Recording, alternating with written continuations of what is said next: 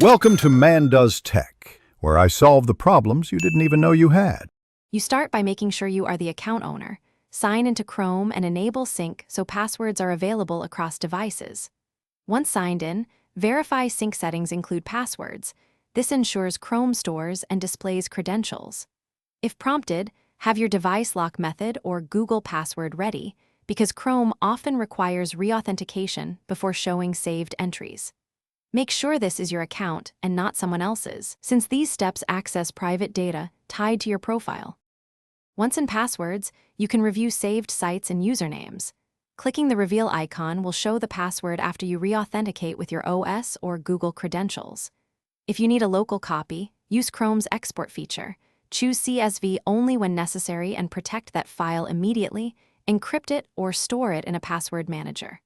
Exporting helps migrate accounts, but remember, unprotected CSV files are a high risk, so handle them like sensitive documents. To finish, import credentials into a reputable password manager, and then securely delete any exported CSV using secure erase tools. This reduces exposure. Enable two-step verification on your Google account and high-value services to prevent misuse. If you can't view passwords, make sure sync is active, confirm you're using the correct Google account, and re-authenticate at the OS level. Clearing credential manager caches or restarting Chrome can resolve stubborn display issues. If problems persist, sign out and back in to refresh tokens. Thanks for watching. If you found this helpful, don't forget to like and subscribe.